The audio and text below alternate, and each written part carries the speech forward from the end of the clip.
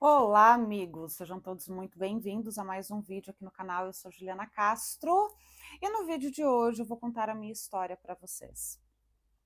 Bom, sou filha de um homem e uma mulher chamados Jesus e Maria. Olha! Nasce a bruxa. Meu pai é Jesus Antônio, minha mãe Maria Lúcia. E quando eu nasci, os meus pais eram kardecistas muito assíduos, sendo meu pai um dos dirigentes da casa que existe até hoje, do centro espírita que existe até hoje, no Ipiranga, São Paulo, chamado Ultraterrena. Meu pai, naquela época, ele ministrava palestras, fazia trabalhos de desobsessões e tudo mais, e eu nasci dentro desse meio, né? Tendo o Evangelho segundo o Espiritismo como um norte para a vida, né? No mesmo compasso que eu também nasci bem debilitada, não no parto em si, mas conforme, né, fui crescendo, eu tive anemias, pneumonias, eu não podia tomar água do filtro, sabe aqueles filtros antigos de barro? Eu não podia tomar água direto deles que eu ficava doente, as minhas febres eram acima de 40 graus, nasci com muitas alergias, alergias alimentares, alergias medicamentosas e um defeito congênito no rosto, chamado coloboma. Bom, é importante dizer isso, porque foi bem desafiador, né? Todo esse processo de internações, medicações, cirurgias, exames, testes e blás, num tempo em que o responsável não podia entrar, né? A criança entrava sozinha para fazer exames, enfim. Então não era como os dias atuais, em que você vai fazer um exame de sangue e a mãe pode ficar ali segurando a sua mão, né? Muitos foram os momentos em que minha mãe tinha que ficar esperando do lado de fora, seja para um exame, para uma medicação ou algo do tipo, né?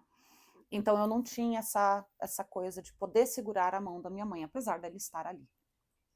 Junto com isso, eu não dormia. Todas as noites eu tinha pesadelos terríveis, quando eu não tinha pesadelos. E quando eu falo pesadelo, gente, eu já acordei com o meu corpo batendo na parede, assim, sabe? Eu dormia numa beliche. E eu já acordei com o meu corpo batendo na parede. A minha mãe, minha mãe e meu pai, né? Eles tiveram que colocar 4 trancas na porta de casa, porque eu, dormindo, levantava da cama, abria as trancas e ia parar no meio do quintal. Então, vale dizer aqui que não foi nada fácil a minha mãe.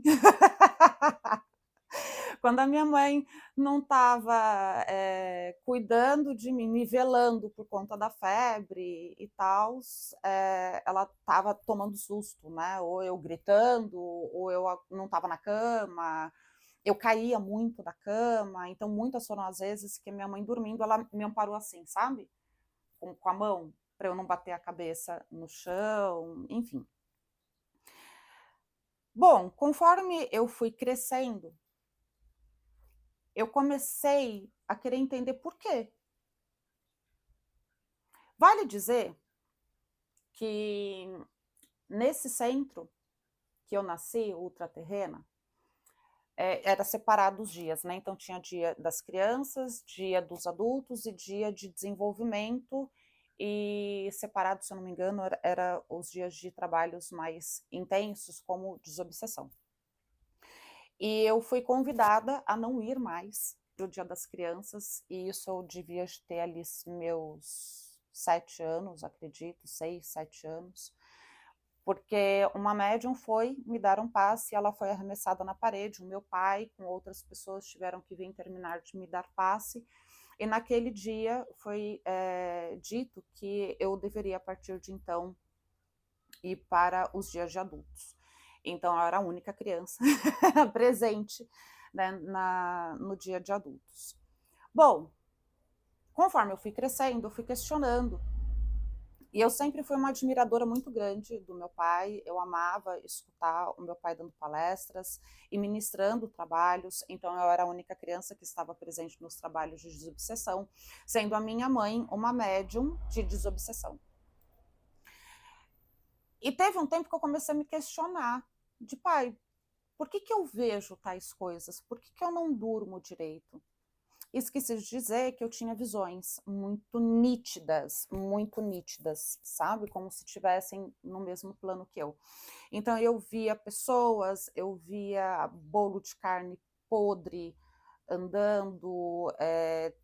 Eu me recordo de uma vez que no lugar que eu nasci, a minha avó morava na frente e era um terreno de 50 metros de fundo, e eu morava no fundo. Entre a casa da frente e a casa de trás tinha um quintal gigantesco, no meio com muita árvore e blás. E todos os dias, eu saía de casa para assistir a novela das 8 com a minha avó. Então já estava escuro, né? E eu passava pelo quintal e assistia a novela das 8 com a minha avó, terminava a novela, eu voltava para casa. Num desses dias, quando eu fui passar, tudo escureceu, e nesse quintal a gente conseguia ter uma certa claridade, porque a luz da lua sempre iluminava bem. Então, você vai crescendo nesse ambiente, você se situa, acostuma, né? Meio que enxergar no escuro. E eu, quando cheguei na metade do quintal, tudo escureceu, virou um breu completo, não consegui enxergar mais nada. Quando eu olho para o lado, um par de olhos desse tamanho, animalescos. O meu pavor foi tão grande que eu desmaiei e acordei na cozinha da minha tia, com a minha tia gritando, batendo no rosto para eu voltar. E aí, quando eu voltei gritando, desesperada e tal. Tamanho foi o susto que eu levei. Em conversas com o meu pai ele não sabia me dizer o porquê que aquilo acontecia comigo. E eu comecei a querer entender mais, prestar mais atenção, enfim. Chegou um determinado momento que eu virei para o meu pai e falei, pai, por que o senhor nunca me batizou? No que ele disse, filha, nós acreditamos no seu livre-arbítrio. O batismo numa igreja católica está apresentando você para dentro daquela religião. Isso tem que ser uma escolha sua. O dia que você quiser escolher uma religião, escolher um batismo, terá todo o meu apoio.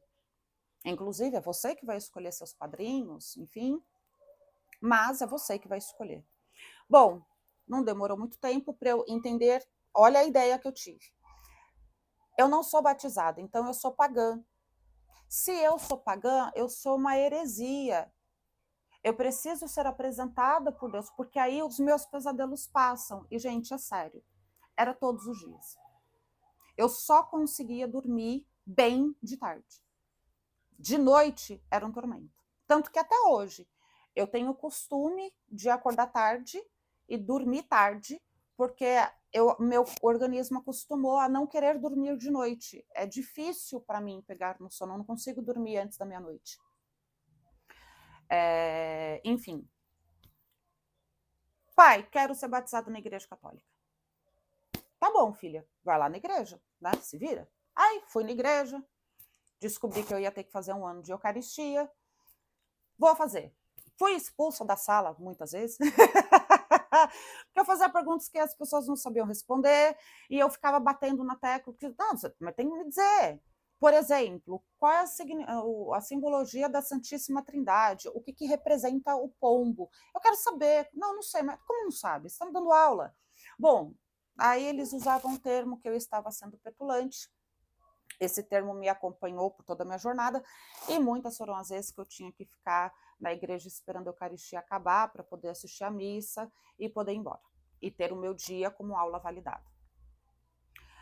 Depois de um ano, eu finalmente cheguei no dia do meu batismo, e no dia do meu batismo, eu chorava muito. Não tem uma única foto do meu batismo que eu não estava me debulhando em lágrimas. E vale dizer que eu fui buscar o batismo não por gostar da Igreja Católica, aprendi a gostar na Eucaristia, mas eu fui atrás de poder dormir, de parar de ver aquelas coisas todas que eu via. Bom, No dia do batismo, chorei muito e as visões cessaram. Dali para frente eu não vi mais. Ainda tinha alguns pesadelos, alguns sonhos, mas agora mais a menos. Minha mãe conseguia dormir mais.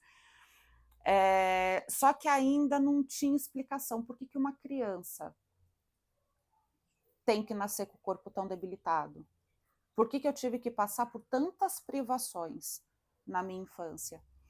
Muitas, muitas privações. A minha infância foi difícil. Eu olho para minha mãe e vejo nela uma guerreira gigantesca, assim, de uma força soberana, porque ela aguentou firme todos os percalços que a gente passou, inclusive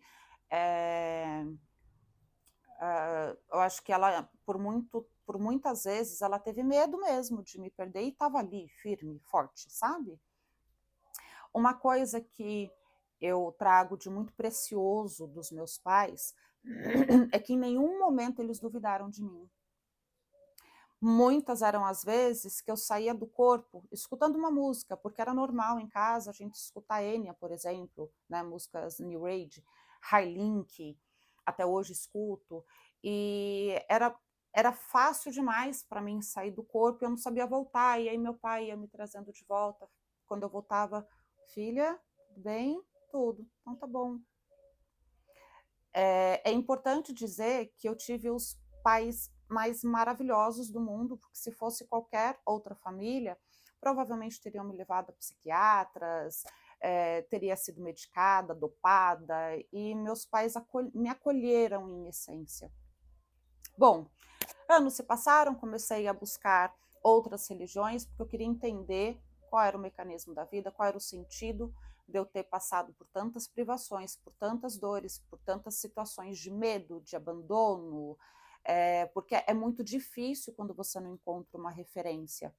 A nossa cabeça psíquica, ela precisa de contrastes, então ela precisa ter o branco e o preto para entender o que é um e outro. E nessa minha jornada inteira, eu não conheci, até o presente momento, uma pessoa que via coisas parecidas com as que eu via. Então, eu poderia até entender a questão, a premissa de karma, pelo meu corpo ter nascido debilitado e tudo mais, e a questão do defeito congênito, até conseguiria entender essa parte, mas e a parte das visões? Né, do não ter o direito de dormir em paz se não fosse durante o dia. Eu não conseguia essa resposta, eu não tinha esse parâmetro, e eu fui buscar isso profundamente. Bom, isso me levou a viver com profundidade o carro de alguma coisa está passando, gente. Eu não vou parar, eu não vou editar. Não tenho paciência para editar vídeo. Eu vou esperar o carro passar. Gente, aqui eu moro no interior. E eu decidi, não contente morar no interior, morar numa parte mais afastada do centro. Então, passar de um tudo na porta da minha casa. O homem do peixe, o homem da cândida, o homem do queijo. Agora, eu acho que é anúncio de uma loja, o homem do gás, o homem do fogão.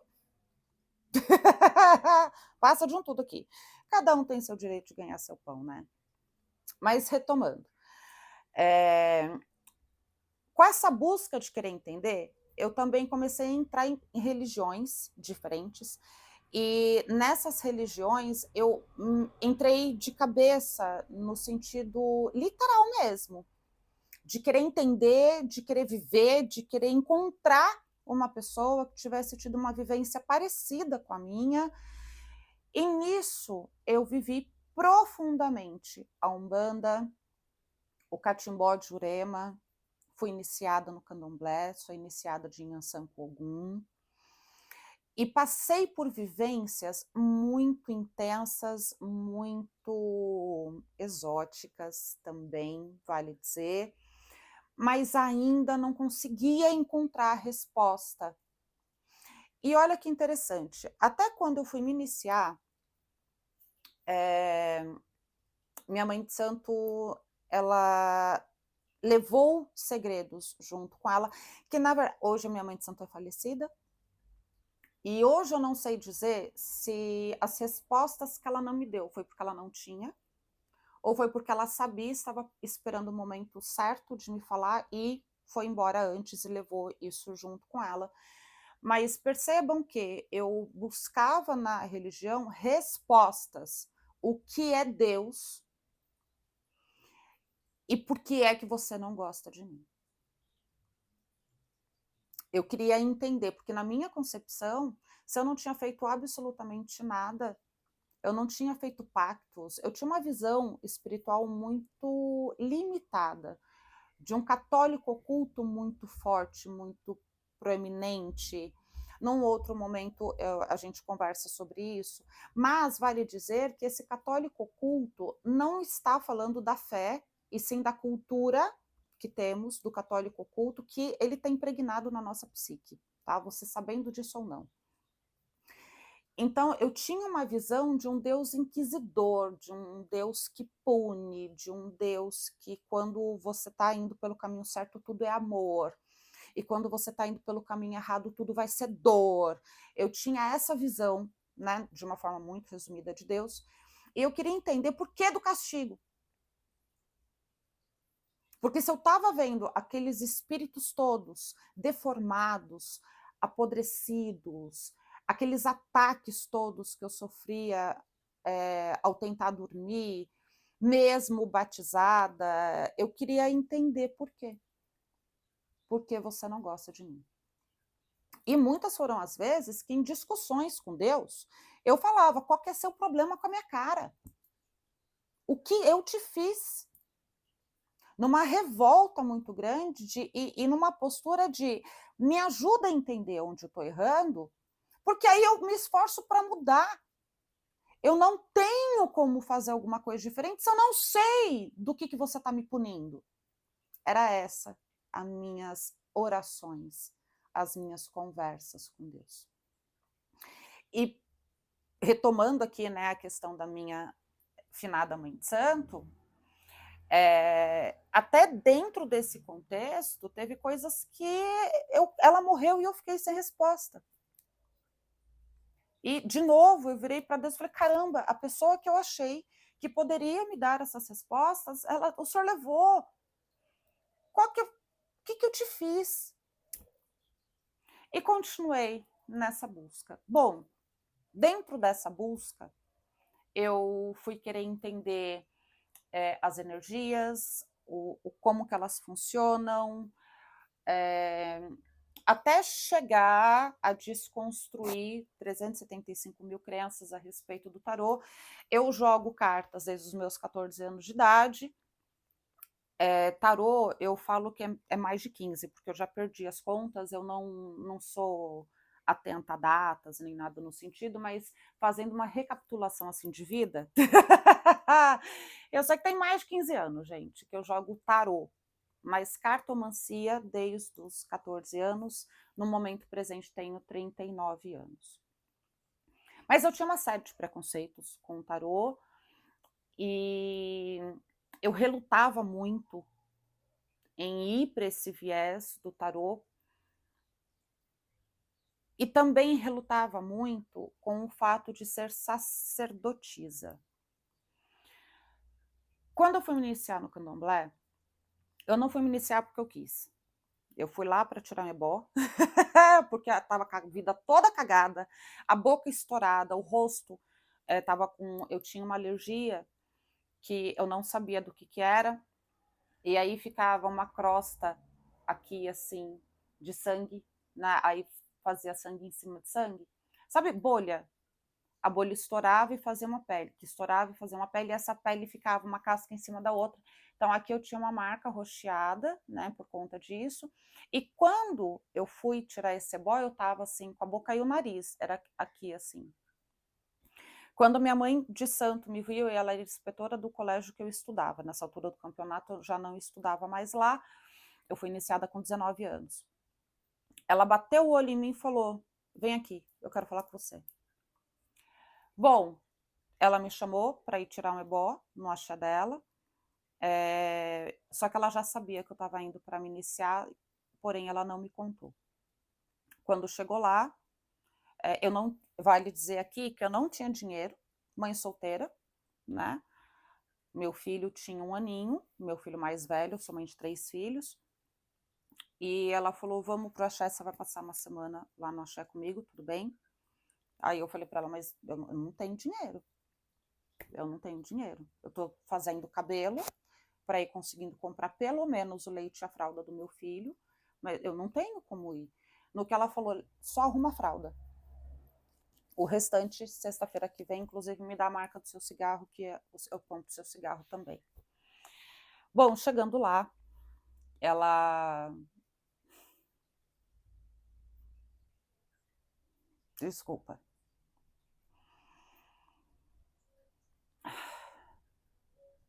Ela pagou o leite do meu filho, ela pagou a nossa alimentação, ela saudade daquela mulher. Eu espero que aonde quer que ela esteja, que ela tenha orgulho de mim. Desculpa, gente. Bom, chegando lá, ela juntou a casa, eu era a primeira branca da casa, todo o restante era tudo negrão. Minha mãe, uma negrona de 1,80 m de altura, ela virou para casa e falou: "Nós todos vamos nos juntar, iniciar a Inhansã dela". A Inhansã chegou. A Inhansã que a gente tanto estava esperando, ela chegou.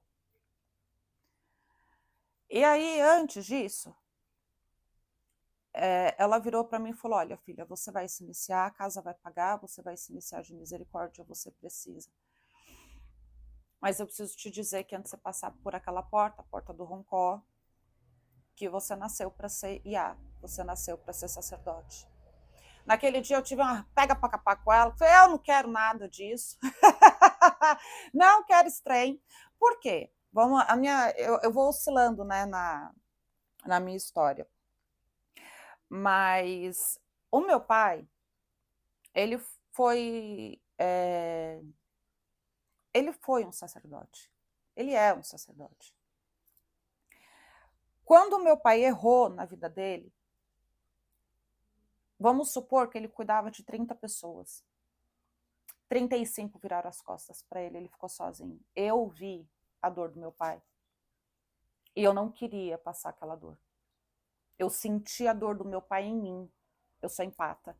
E eu só vim descobrir isso muito tempo depois. Quando a minha mãe de santo falou para mim que eu nasci com esse cargo, que eu teria os meus filhos, que eu cuidaria de pessoas, eu falei: de jeito nenhum. Não quero. Não quero, não quero, não quero, não quero, porque depois a gente abre mão da nossa vida pessoal, abre mão dos nossos amores, das nossas conquistas para cuidar de pessoas que vão nos dar as costas quando a gente errar, porque somos seres humanos. Eu não quero. E mesmo assim, a casa me detestando, porque eu estava batendo boca à mãe de santo, gente, olha. Mesmo com a casa me detestando, que a primeira visão que os meus irmãos de santos tiveram de mim é a branquela, tupetuda, cheirando a leite, tá querendo falar alguma coisa agora. Não, aqui, não. E lá eles falavam: "Aqui é pegada de macaco, o que que essa branquela tá fazendo aqui?".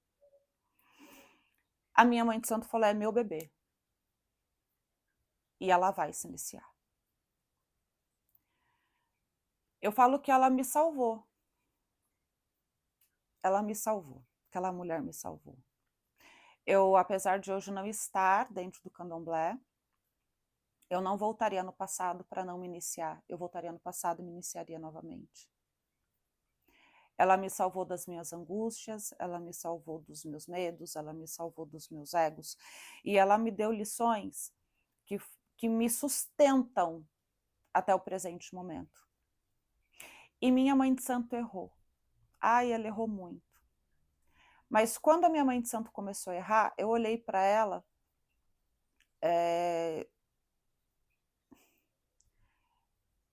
e falei para mim, ela deve estar sabendo disso agora: eu não vou fazer com a senhora a mesma coisa que fizeram com o meu pai.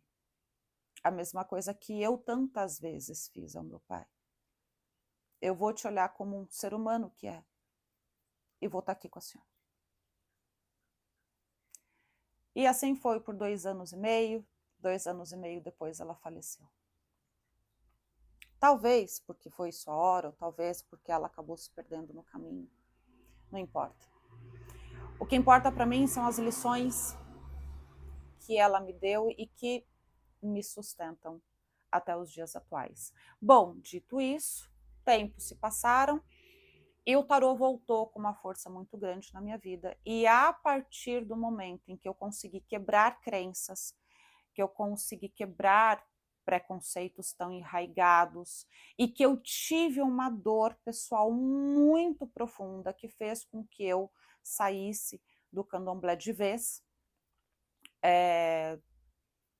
eu conheci um olhar de mundo diferente.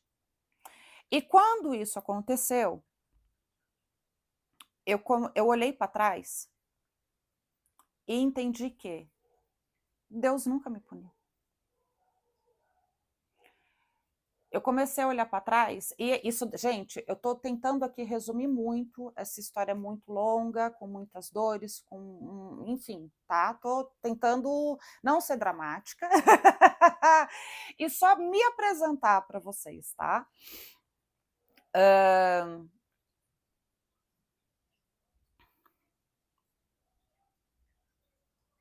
Chegou um determinado momento que eu entendi, através do tarô,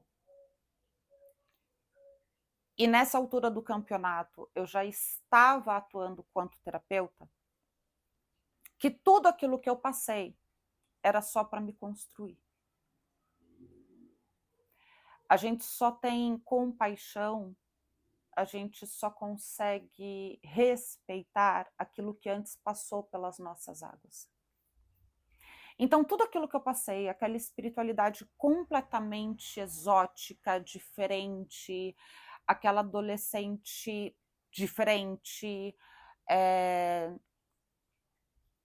as necessidades, as questões de escassez, tudo aquilo, cirurgia, tudo aquilo,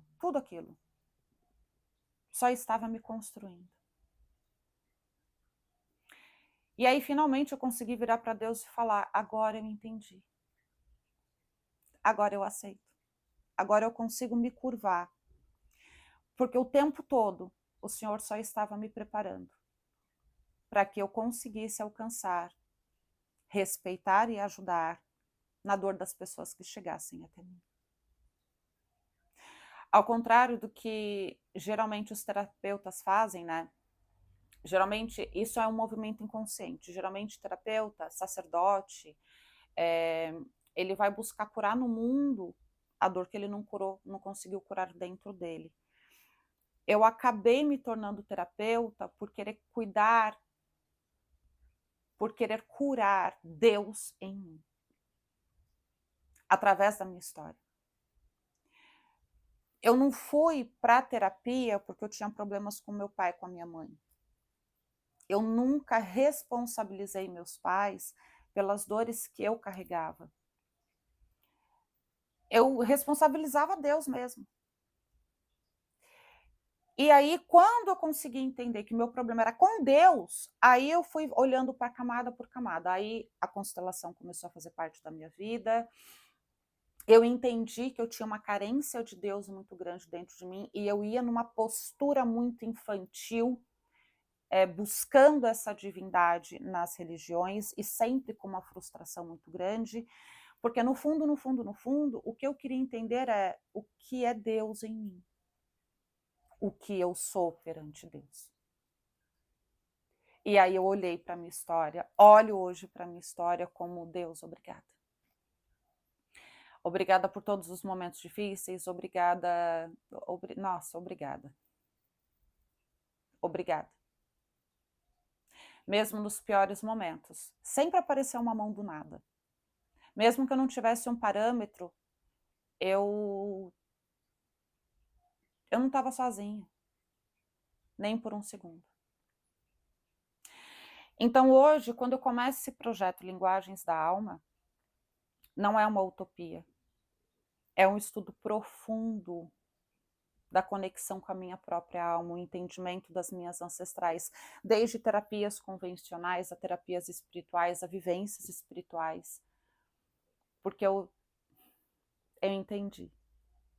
Eu entendi o meu caminho.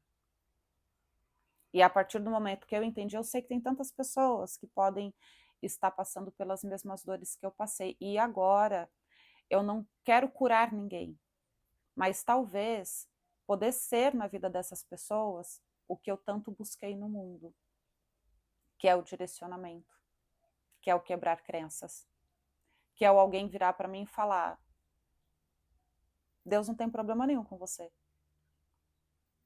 É você que precisa encontrar ele dentro de você, porque é dentro de você que ele habita. Ju, como que Deus habita dentro de mim? Através da vida. A vida é algo muito maior que nós, que nossa mãe, que nosso pai, que nossa história. A vida tem uma força muito mais profunda, raízes muito mais profundas. E há de se quebrar o ego para conseguir olhar para as linguagens da alma. Então é isso. Não sei se minha história ficou confusa para vocês. Eu sou sacerdotisa, mas não foi a vida que me transformou. Eu nasci assim. E eu precisava passar pelas dores da alma para poder ser a tecelã que nasci para ser. Um beijo no coração de todos. E até a próxima.